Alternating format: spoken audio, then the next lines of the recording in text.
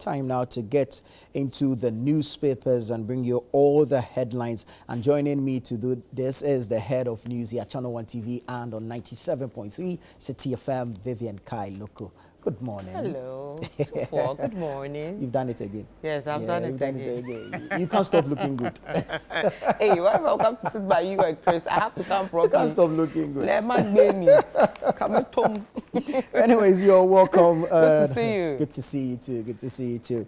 All right, let's get straight into the papers. What do you have for us this morning? I'll start with a daily graphic, and it has a picture of the president digging up some sand to commission the Petroleum Hub Project, and it also has the EC chairperson's picture there. So, President cuts short for $12 billion Petroleum Hub Project. Also, 10-member News Times Corporation Board inaugurated. And then we have Peace is Collective Duty. That's a Peace Council member speaking. And then finally, Volta's exhibition begins today. And then, Nana, there's the Volta lake level as the Currently, it is at, which is 19th of this month, it's at 80.437 meters. Last year, it was at 81.747 meters. So it's much lower this year. Yeah, and the VRA said that they're doing the community engagement, stakeholder engagement. Yes. So in the event that they have to spill, at least some mitigation measures would have been put in place. Right, let me take you to the Daily Guide newspaper this morning. Election 2024, EC starts voters register exhibition today. There's a picture of Nana Akufo-Addo as well. Nana cuts short for $60 billion petroleum hub. Some papers are reporting 12 billion, others are reporting 60 billion. Well, which is which? I'm sure the project is in phases, so perhaps there's a phase that that is 12 billion, and probably the entire cost will be 60 billion. But you know there was a petition against the going ahead of the commission. The Nzima people, the coalition of Nzima. And they're threatening to go to court. So we'll see how that goes. Yeah. You know. But if they keep telling us the chiefs are against this, but in this picture I'm seeing some chiefs. So which chiefs are this? It appears somewhere dealt with and the others were. You know, but we keep on seeing agitations anytime such projects pop up. You know, if you look at the Commander one, they were saying that the Trade Ministry didn't engage, you know, some of the stakeholders.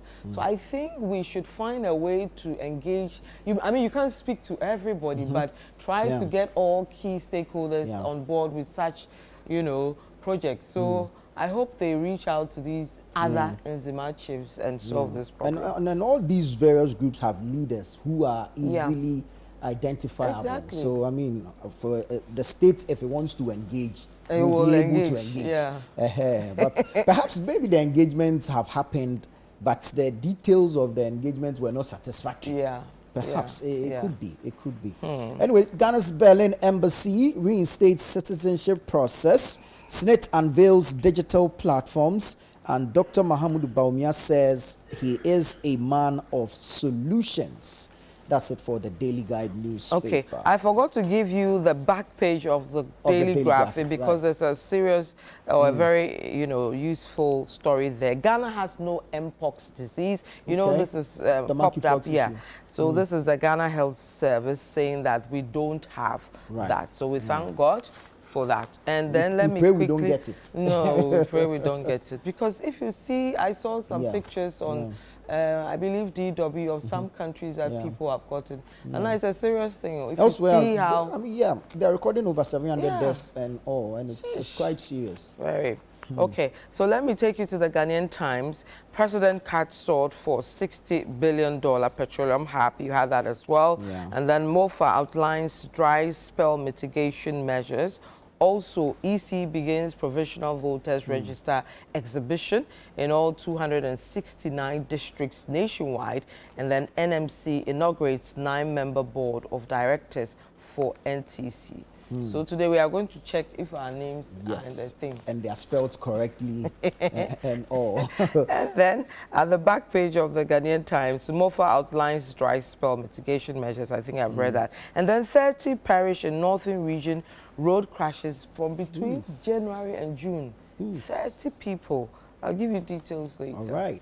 The Chronicle newspaper this morning has a picture of the Inspector General of Police, Dr. George Akufu Dampare, and it says Dampare warns political parties, don't dare. Any attempt to disturb the peace will be met with legal action. Akufo-Addo breaks ground for $12 billion petroleum hub in Western region. NPP manifesto, an action plan to build on Akufo-Addo's records. This is Jinapo speaking. SNIT unveils digital platforms to enhance member services. That's the Chronicle newspaper this morning. Okay, BNFT has a story on electricity, which is of concern to all of us, and it says ASEC calls for private participation in ECG to address power crisis. And then also investors remain cautious amid easing inflation. And then government urge to lower business costs amid rise in relocations and closures. Also very interesting. Yes, I'll take you to the new finder now. $12 billion Petroleum Hub Project takes off. It will be developed in 3 phases. SNIT launches digital bouquet as self-employed enrollment hits 100,000. And Ghana risks losing $3 million in unpaid surface rentals. This is according to PIAC. All right. The Hawk newspaper has some political stories on its front page. They start with Kufuor, Bawumia, Ghana's ideal leader for today. Also, Mahama, I won't be a clearing agent for anyone. And also, it has Bawumia unveils 14-point manifesto blueprint. Okay, the business analyst this morning says a voters exhibition begins today across the country. Ghana's economic growth has been erratic, IEA asserts. NDC to launch 2024 manifesto in Winneba on August 24. Bawumia affirms support for growth of businesses with friendly tax system, and we remained strongly committed to achieving 2024 fiscal objectives. Is attributed to the government and comes with a picture of the finance minister, Mohammed Amin Adam. Well, I'll take you to the anchor, and there's some troubling stories over there. 2 policemen accused of extortion interdicted after looting money from suspects' Momo wallets. Remember this popped up last week when they took out some Momo. They stopped the guy on the motorbike. And then, exactly. And then this one is very sad. Off-duty police officer guns down civilian over lorry fare. Yeah. IGP promises deceased family of justice. I mean, Charlie. And then some good news. Colleges of Education teachers, government, smoke peace pipe, signed MOU to end 2-month-old strike. Right. And then, of course, military police unite for election security readiness. Okay. Daybreak newspaper this morning has the SNIT story. Says SNIT makes giant strides. 100,000 workers sign up for seed initiative. 200 million cedis compensation for Petroleum Hub victims. Ghana Link executives sweep awards. Ghana Navy, Danish government, UNORD commission ship in a box. Okay. We'll get the details and find out exactly what type of ship is in that box. So I will start with the details, if you permit me. And I want to start with the off-duty police officer who killed a civilian over lorry fare. And it says an off-duty police officer identified as General Constable Smith Jechi has been arrested after tragically shooting and killing a 25-year-old man at Koan's estate near Kuntunse in Accra on Sunday, August 18. The heinous crime reportedly occurred around 4 a.m. following an alleged confrontation between the deceased, Stanley Ahaji, and the police officer over lorry fare. The Inspector General of Police, Dr. George Akufu Dampare, who has visited the deceased family together with members of the Police Management Board to commiserate with them, assured justice will be served. Now, Constable Jechi, who is a 7th police officer with the International Relations Directorate, was said to be operating a commercial Matiz vehicle with registration number GW645921 for ride-hailing services. Reports indicate that the suspect, who is currently in police custody assisting with investigations, picked up a female passenger by name Esther Osua from Ablekuma Joma to Kwan's estate. However, after reaching the destination, Owusua reportedly lost her way and called the deceased for assistance, which she agreed and came to her aid. Unfortunately, when the deceased arrived at the estate's gate, a disagreement reportedly ensued over the fare charged by the suspect. The confrontation later escalated, leading to the suspect, which is a police officer, pulling out his sidearm in anger and shot the young man, killing him instantly. Anger, no control. No control. And I think this is actually one of the things they're supposed to go through in the service as part of their training. But why is he carrying his firearm when he's not on duty? He's not on duty. Because I understand he does Uber when he's not on duty. He drives an Uber when not on duty. And he had the gun with him during the Uber, period that he was driving. And even per your training, even if you have to use the sidearm based on the situation, I don't think you're to shoot and kill. Charlie. This is a life cut short for no reason. It's so sad. So we hope he goes through the process of prosecution and then, you know, the right thing is done to deter others as well. We must commend the police service also for the interest they take in some of these issues. You know, these issues actually start on social media. They come up on social media, and we've seen the police take action. Even the one regarding the extortion by the two officers from the other guy's Momo account. But, you know, it got to a point the police service was doing very well. We were seeing less of such stories. So, you know, of course, there are always bad nuts in institutions. So I hope the IGP finds a way to, you know, correct this, you know. All right, let's do some election-related stories. On page 3 of the Daily Guide says, Election 2024, EC starts voters register exhibition today. Story by Ebenezer K. Amponsa. The Electoral Commission, EC, has announced the exhibition of the Provisional Voters Register as part of efforts to ensure a robust and credible register for the 2024 general election. Now, Deputy Chairperson of the EC in charge of corporate services, Dr. Bosman Eric Asari, made the announcement at the Let the Citizen Know series in Accra yesterday. The exhibition aims to correct any errors or discrepancies in the register, ensuring its accuracy and integrity, he explained, and added that this move is a crucial step towards a successful and credible electoral process. He said the exhibition, which will begin from today, August 20, 2024, in all of the Commission's 268 districts across the country, will end on Tuesday, August 27, 2024.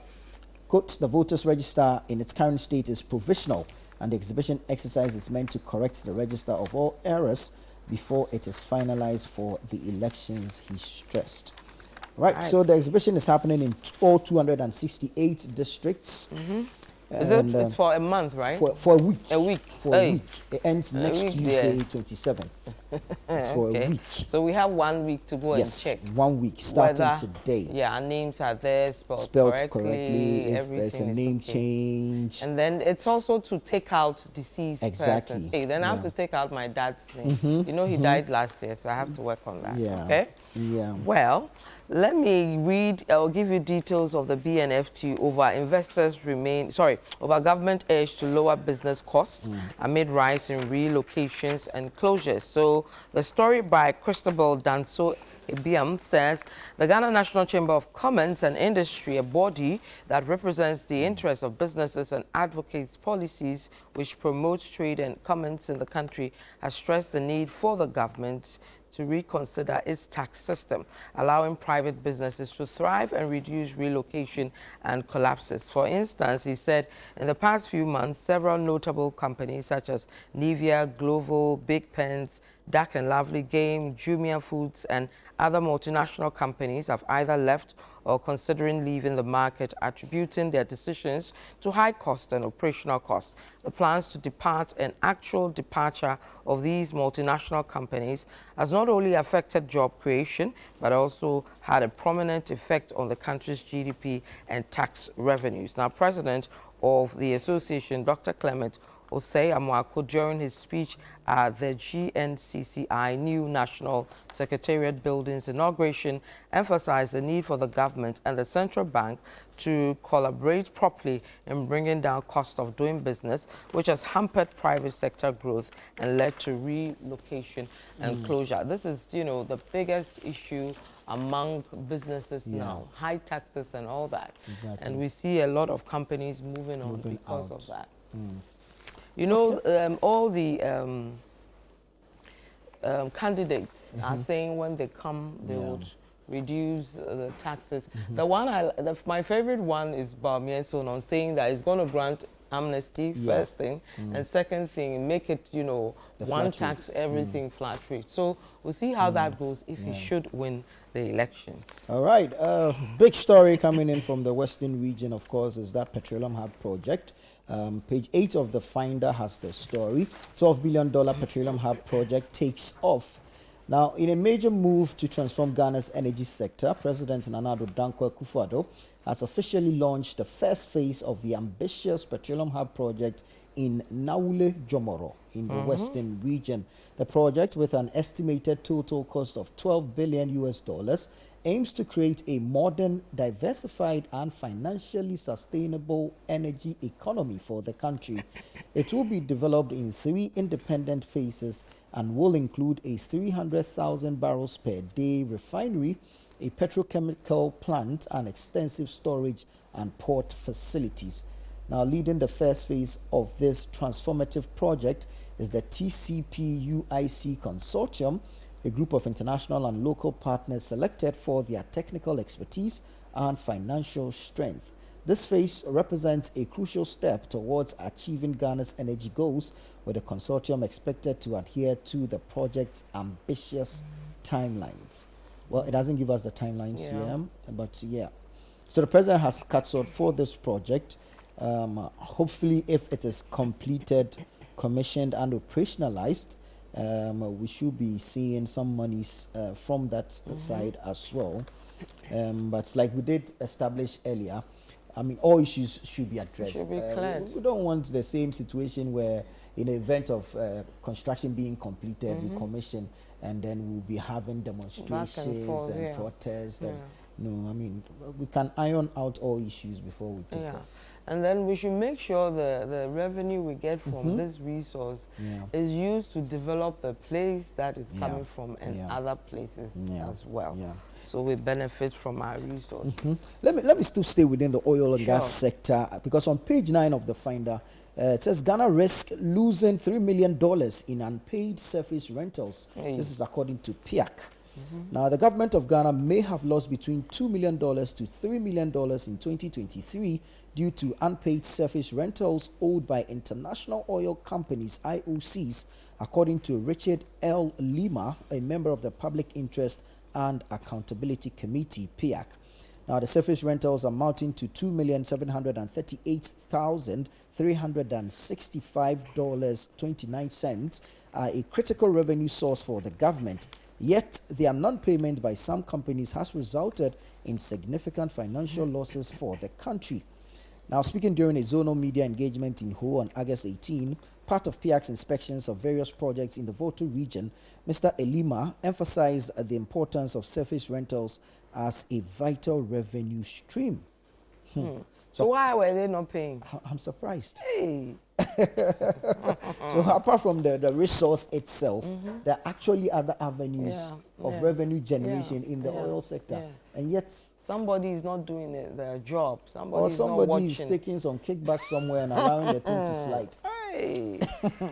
Ghana, our motherland. Well, let me take you. Are you done with yours? Yes, please. Okay, let me take you to the Daily Graphic on the story to do with no mpox disease. Now, the Ghana Health Service says the country has not recorded any case of monkeypox disease. It said claims of an outbreak in the country was a case of data misrepresentation. The Director of Public Health of the Ghana Health Service, Dr. Franklin Asiedu-Bekwin, who refuted the claim to the Daily Graphic in an interview yesterday, stressed that there was no reported case in Ghana presently. He was reacting to a report by the ECOWAS Regional Center for Surveillance and Disease Control captured confirmed Mpox cases in the ECOWAS region, cumulative from week 1 to week 33. Now, the report said 4 confirmed cases and 0 deaths of Mpox have been reported here in Ghana, adding that since the beginning of the outbreak in 2022, a total of 131 confirmed cases and 0 deaths of Mpox have been reported from Ghana. He said, though Ghana recorded 120 cases of Mpox in 2022 and 8 cases last year, there had been no reported cases this year, despite an outbreak in Africa, and whatever action being taken was a precautionary measure. So some good news there that so far this year, nothing, but last year and last 2 years, there were some few cases.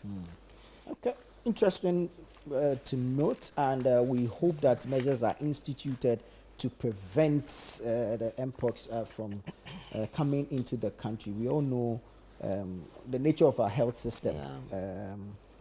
Perhaps we've learned some lessons from COVID, and then we should be able to put in some resistance mechanisms.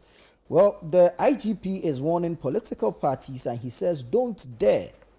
This is in the Chronicle newspaper, and Inspector General of Police George Akufu Dampare, head of the Election Security Task Force, has called on political parties to address any concerns about the electoral process through proper legal channels. He warned that any attempts to disrupt the peace will be met with legal action. IGP Dampare made these statements while leading a meeting with the Electoral Commission in Accra on Monday, August 19, 2024.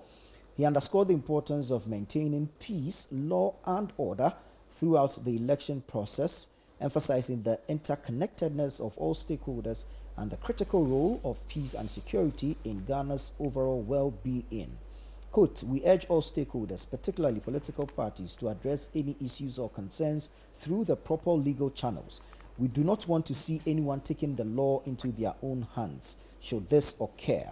We will address it in accordance with the law, end quote, IGP Dampare said. I think it's a call in the right direction. We're just a few months to the elections. Already we've had some statements not in the right taste. We hope that the various actors and stakeholders take heed to this warning.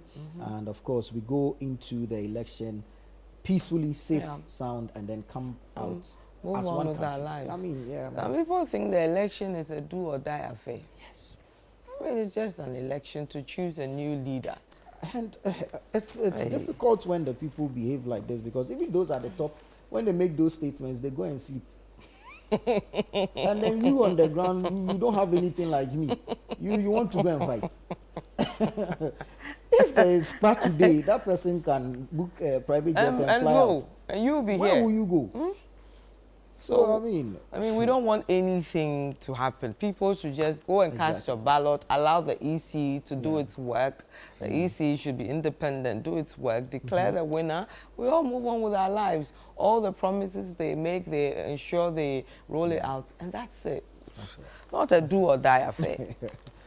Well, I have 2 stories quickly. One with a MOFA outlining mitigation measures for the dry spell. The Ministry of Food and Agriculture has asked farmers in some parts of the country experiencing inadequate rains to suspend a number of agriculture practices as a mitigation strategy against the situation. Until sufficient rainfall occurs, the ministry says the affected farmers should suspend activities such as spraying of weedicides, application of fertilizer, planting of crops, and harvesting of yams. And then quickly, the National Road Safety Authority in the Northern Region has recorded a rise in road fatalities from January to June this year. It said 30 people lost their lives in road crashes during the period as compared to the 27 in the same period last year, representing an increase of 30.43%. You know what baffles me with this dry spell mitigation measures? That till now, we still rely on the rains to, you know, grow our crops and all that. It's unacceptable. 2024. I mean, just as you put it, it's unacceptable. And when I saw the headline, dry spell mitigation measures, I was hoping to see something on irrigation. Oh, Masa. There's nothing there. Or that? Nothing. I mean, we need to do this irrigation thing. I mean, technology has long gone with these, you know, and it's practices. difficult to understand some of these things. We actually have a Ghana Irrigation Development Authority. There's this very big water lake sleeping there. And we spill water. We spill the water. Anyways, thank you so much, Thank you Vivian. too. Always good to have you on the show. You're watching Breakfast Daily here on Channel One TV. Next is Sports Review. All right, it's time for some sports. I'm going to start with the FIFA Under-20 Women's World Cup. Okay. Black Princesses head coach Yusuf Basigi yesterday named his host final squad for the 2024 FIFA Women's Under-20 World Cup in Colombia. The list includes Auburn University's shot stopper Jenna Kayla Sapon and Alexandra Emefate, a defender who plays for Seattle United ECNL. Midfielder Stella Nyamiche is back in the squad following an injury that forced her to pull out of the African Games in March.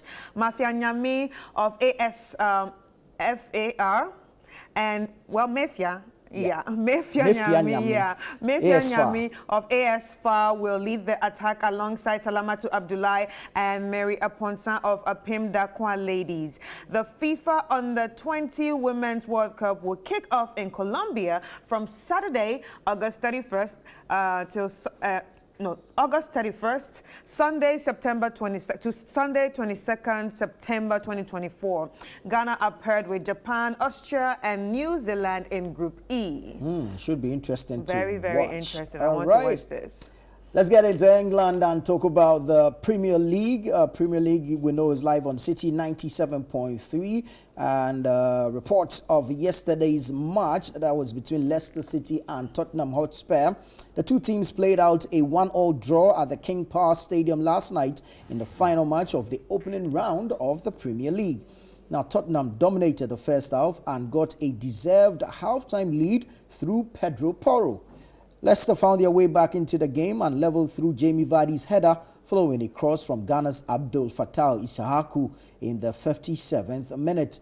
The game failed to produce any more goals and the teams had to settle for a point each to wrap up the first weekend of the new campaign. All right, so that's your sport on Breakfast Daily. But of course, you can get more action on 97.3 City FM, your home of the Premier League, or the pre-match analysis, or the wonderful, intriguing commentary, and of course the post-match analysis. The podcast will also be out there. The boys on the sports team will be putting out their views on the podcast, and you want to catch that as well.